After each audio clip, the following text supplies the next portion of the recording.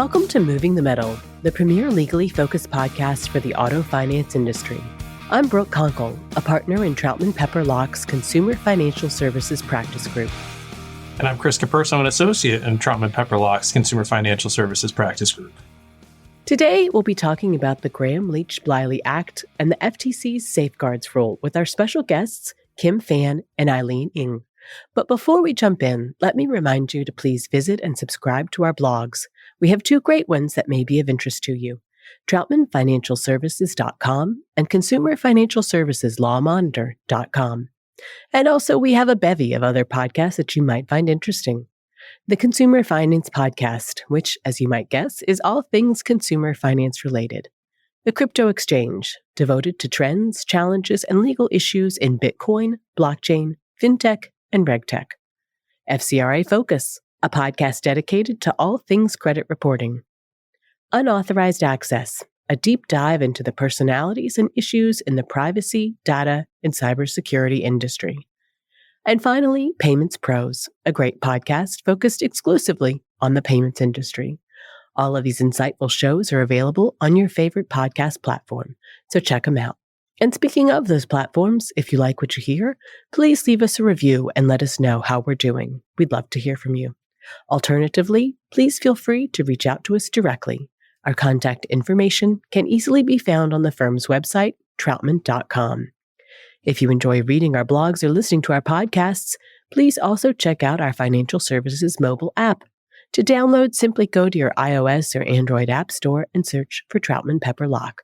Not only does our app have all of our blog content and podcast episodes in one handy place, it also has a listing of the firm's financially focused attorneys. So check it out and see what you think.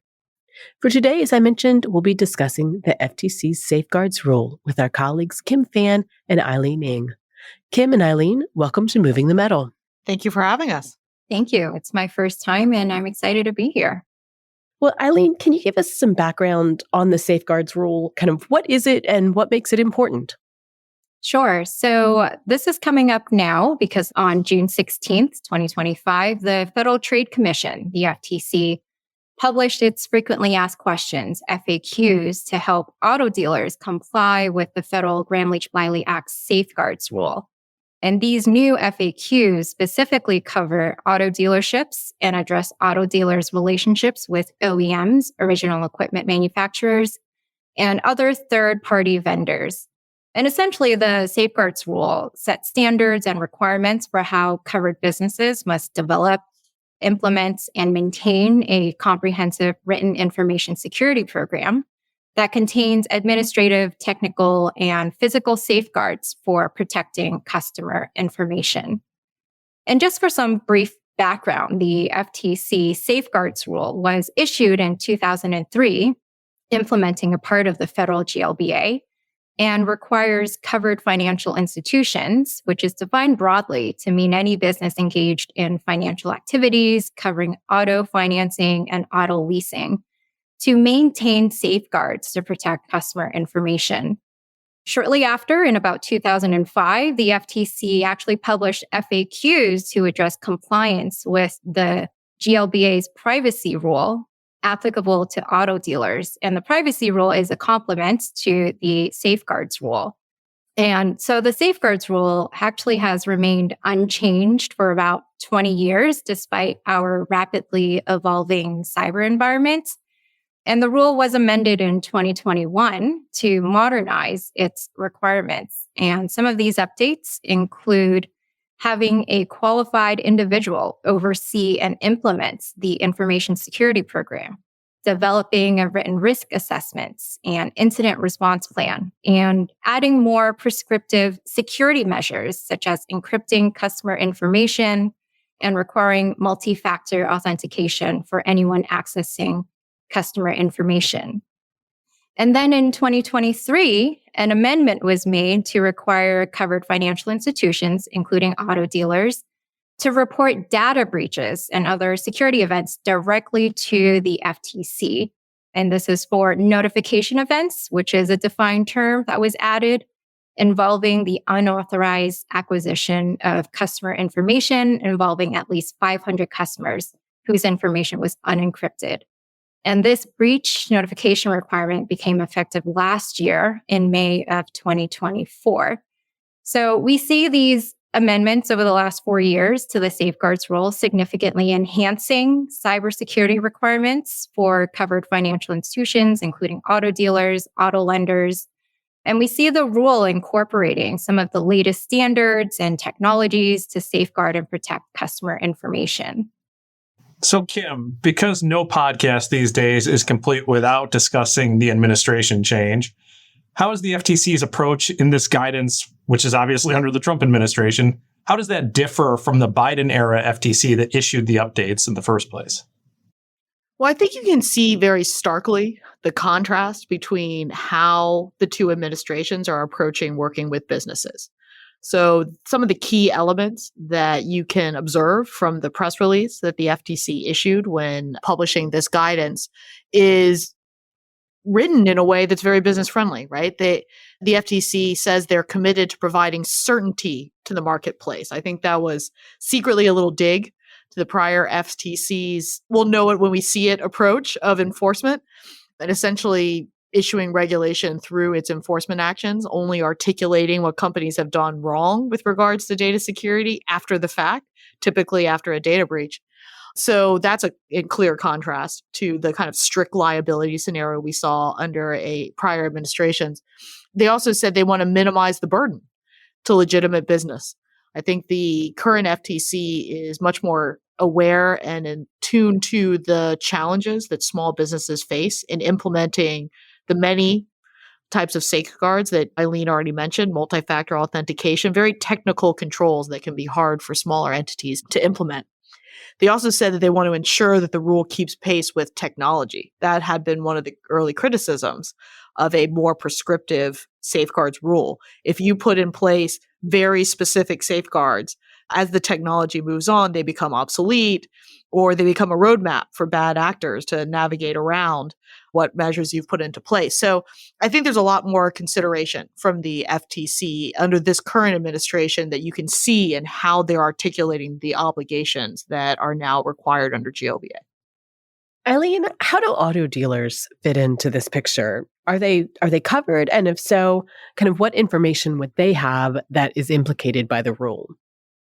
Yeah, so again, financial institutions under the GLBA is defined quite broadly to cover any business engaging in financial activities. So auto dealers that finance or facilitate the financing of, conduct leasing of vehicles are covered financial institutions under the safeguards rule.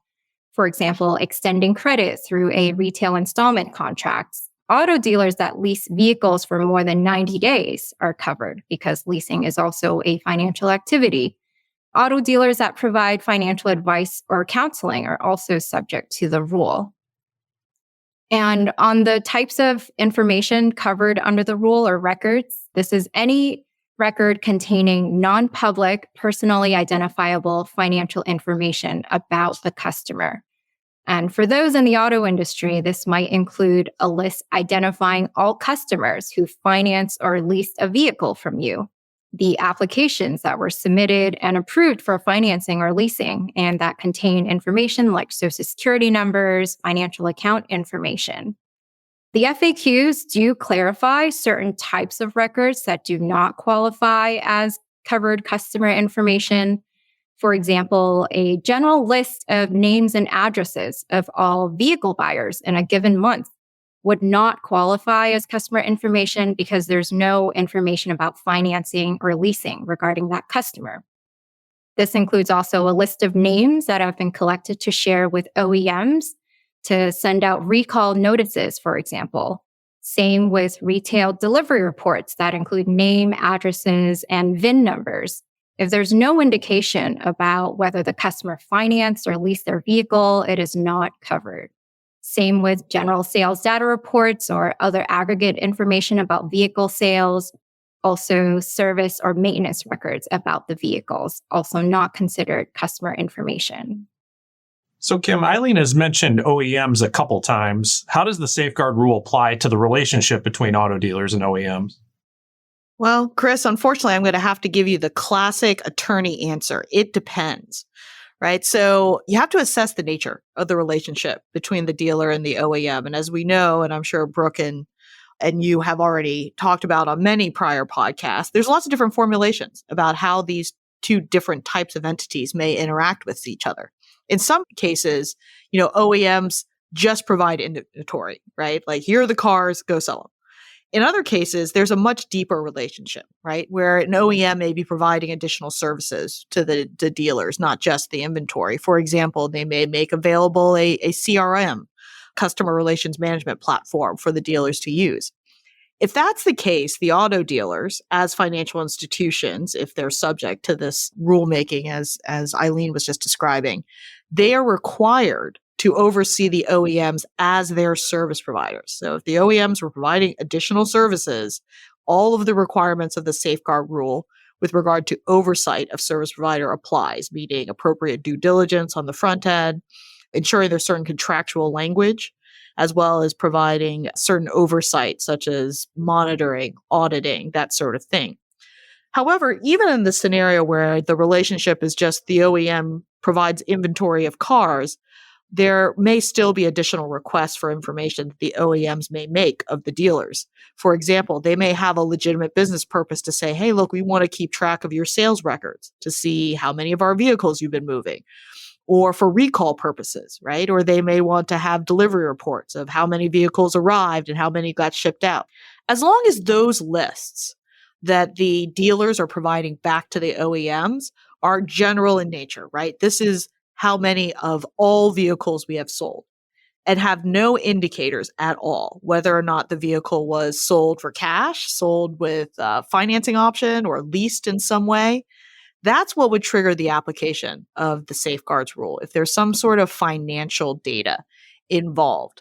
So even in that case, right, where they're sending some sort of information about the nature of the purchase, it was financed, it was leased, or some other scenario, if the OEM is directly accessing, say, the CRM platform that they're providing, or they're otherwise have direct access to the auto dealer database, then the dealership has to have all of these safeguards in place. The multi-factor authentication, segregating only that data the OEM actually needs and not all of the financing data, logging the activity of any OEM authorized users. But in other scenarios, dealers might just be emailing the OEMs this data. And if that's the case, they really should be doing something like a secure email, or sending it through an API, or something along those lines. Again, anything that has financial, non-public, personal information that is subject to the Gramm-Leach-Bliley Act, they need to be thoughtful about how this information is being relayed back and forth between the dealers and the OEMs. Eileen, tell us a little bit about the notification requirements if there's a data breach. Yeah, thanks, Brooke. As I mentioned earlier, the safeguards rule was amended in 2023 and became effective last year in May of 2024 to require covered financial institutions, including auto dealers, to directly notify the FTC of a data breach involving 500 or more customers as soon as possible, but no later than 30 days after discovery of the breach. Again, this specifically applies to a notification event, which is a defined term, meaning a security breach involving the unauthorized acquisition of at least 500 customers' unencrypted information. Now, if the encryption key was also accessed during the breach, then this notification requirement also applies with respect to encrypted customer information. The date of discovery of the notification event is the first day that the event is known to the auto dealer, its employees, officers, or other agents. So there is a knowledge standard here written within the rule for when that 30-day notification begins to run. So Eileen, to follow up on that, how do the data breach notification requirements and the safeguards rule in general, how does all of this apply to service providers? Yeah, so the safeguards rule actually includes service provider as a defined term, unlike the GLBA privacy rule. And so there is an obligation for covered financial institutions, including auto dealers, to have oversight over service providers, including in the event of a data breach. And that would also trigger reporting requirements as an agent of that covered financial institution. Now, in general, auto dealers, covered financial institutions are required to conduct appropriate due diligence when selecting and retaining service providers to make sure that they're capable of maintaining these safeguards. And a good part of these newly released FAQs are dedicated to addressing this service provider relationship with auto dealers. This includes service providers must contractually agree to implement and maintain these safeguards, and auto dealers must periodically assess service providers based on the risk they present and the continued adequacy of the safeguards that they're using. So when a covered financial institution gives access to customer information to a service provider, the financial institution must monitor those safeguards. So regarding who qualifies as a service provider, the FAQs actually go into quite a bit of detail about this because, as I mentioned, a service provider is a defined term in the safeguards rule and not in the privacy rule. Essentially, a service provider is permitted to access customer information through its provision of services directly to a covered financial institution. As an example, the FAQs expressly state that an OEM is not a service provider unless it is providing direct services to a financial institution. That is, an OEM does not become a service provider simply because information is shared with them. In the recall notices example, a financial institution that shares names and addresses with an OEM to send recall notices in the future is not providing the financial institution a service and thus is not a service provider. If a financial institution shares a database of names and addresses combined with information, so to oversee service providers, this safeguards rule has three main requirements for covered financial institutions. One, taking reasonable steps to select and retain service providers capable of maintaining safeguards. Two, requiring service providers to contractually agree to implement and maintain the safeguards. And three, periodically assessing the service providers based on the risk they present. So this means that not all service providers are required to comply with all the requirements contained in the safeguards rule. So the rule allows flexibility in how a financial institution oversees their service providers based on the size and complexity of the financial institution and the nature of the services provided by the service provider. So, for example, a marketing company that has direct access to a covered financial institution's customer database versus a paper shredding company to dispose of records. The safeguards that the financial institution would require of each company would be quite different.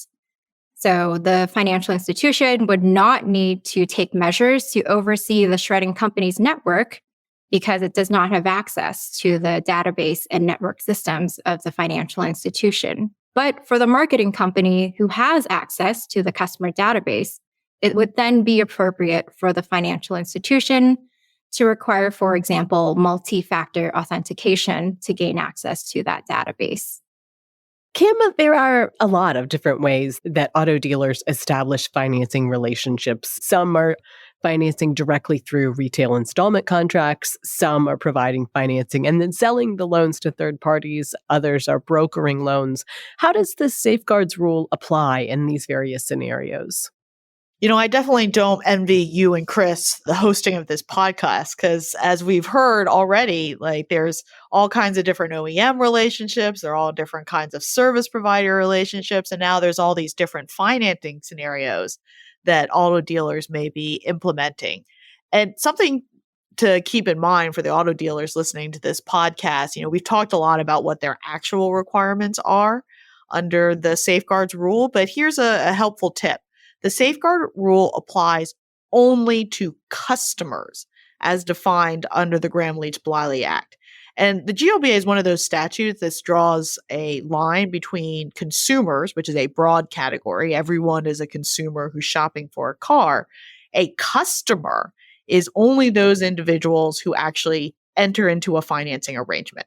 So agree to a auto loan, usually a retail installment contract through a RIC, as they sometimes call through the auto dealer, or maybe through a leasing arrangement for that vehicle.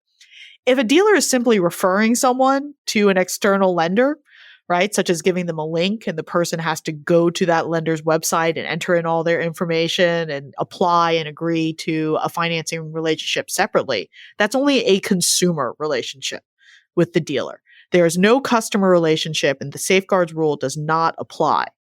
Now, if a customer relationship is formed, meaning that the actual auto dealership is performing some sort of financial activity, like brokering a loan, accepting the application to issue a RIC, entering into the actual RIC agreement, and they are the line lender for the purposes of that loan. If that customer relationship is established, that's when the safeguards rule is triggered. And all of the obligations that we've discussed about on this podcast would then apply. So keep in mind that even those dealers that may enter into a RIC with a customer and then has plans to immediately sell that loan to a third-party lender, any information that dealer collected from that customer, meaning the application, the issuing of the signed agreement, no matter how brief that customer relationship, and sometimes we're talking about days or minutes before it's resold to a third party, it doesn't matter. The safeguards rule, once triggered, will continue to apply to that customer's non-public personal information held by the dealer. But if the dealer wants to minimize their risks under the safeguards rule, the safeguard rule does not require that they keep any of that customer data. They can delete it immediately, subject to whatever legal or business purposes they may have for that data, like auditing or some such. But at a minimum, they have to delete it within 2 years after the last date the information was used in connection with that auto loan or lease. So there are ways that a dealer can minimize their obligations and risks under the safeguards rule. So that's wanted to make sure to end on a bright note for them. That is a bright note to end on. We usually don't get like really bright notes to end on, so that's great. And with that, we'll wrap it up for today's podcast. Thank you to our audience for tuning in. We also want to thank Kim and Eileen for joining us. Don't forget to check out our blogs where you can subscribe to the entire blog or just the specific content you find most helpful. That's the Consumer Financial Services LawMonitor.com and the TroutmanFinancialServices.com blogs. You can also check out our podcasts at those blogs, including FCRA Focus, which is co-hosted by Kim. And while you're at it, why don't you head on over to Troutman.com and sign up for our Consumer Financial Services mailing list so that you can stay abreast of current issues with our insightful alerts and advisories and receive invitations to our industry insider webinars. And of course, please mark your calendars for this podcast, Moving the Metal, which we will be releasing every 2 weeks in 2025. That'll generally be on the second and fourth Tuesdays of each month. And as always, if you have any questions or if we can help in any way, please reach out to us. Until next time.